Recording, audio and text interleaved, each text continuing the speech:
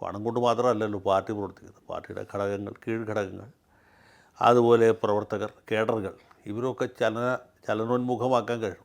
ഇങ്ങനൊരു പാർട്ടി ഇവിടെ ഉണ്ട് എന്നും മറ്റ് പാർട്ടികളിൽ നിന്ന് അത് ഇന്ന രീതിയിൽ വ്യത്യസ്തമാണ് എന്ന് ജനങ്ങളെ ബോധ്യപ്പെടുത്താൻ കഴിയും. അപ്പോൾ ആ രീതിയിലൊരു ചലനാത്മകത വീണ്ടെടുക്കേണ്ടതായിട്ടിരിക്കുന്നു. പല സ്ഥലങ്ങളിലും ഈ കേഡറുകൾ തന്നെ ഇല്ലാതായിട്ടുണ്ട്. അതിൻ്റെ ഒരു പ്രധാന കാരണം പുറമേക്ക് അധികം ആളുകൾ പറയാത്താണെങ്കിലും ഈ നമ്മുടെ വടക്കേ ഇന്ത്യയിൽ ജാതി രാഷ്ട്രീയത്തിൻ്റെ വേലിയേറ്റമാണ്. അതുകൊണ്ടാണ് ഈ യു പിയിലും ബീഹാറിലും ഒക്കെ പാർട്ടി ഇല്ലാണ്ടായി പോയത്.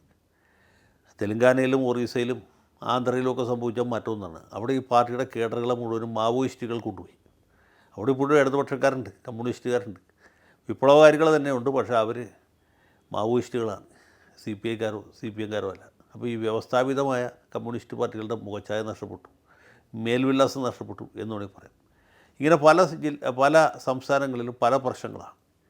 ഇതിനെയൊക്കെ സമഗ്രമായിട്ട് കാണാനും ഓരോ സ്ഥലത്തിനും രാഷ്ട്രീയമായ ഭൂപ്രകൃതിക്കും കാലാവസ്ഥയ്ക്കും ഒത്ത രീതിയിൽ പാർട്ടിയെ പുനഃസംഘടിപ്പിക്കാനും കഴിയണം. അതത്ര എളുപ്പമുള്ള കാര്യമല്ല. അതിന് ഓരോ സംസ്ഥാനത്തും ശക്തരായ, കരുത്തന്മാരായ, വിശ്വാസയോഗ്യരായ നേതാക്കന്മാരുണ്ടാകണം. ആ ഭാഗത്തും ഇപ്പോൾ ഒരു വലിയ ശൂന്യതയാണ് ഉണ്ടായിട്ടുള്ളത്.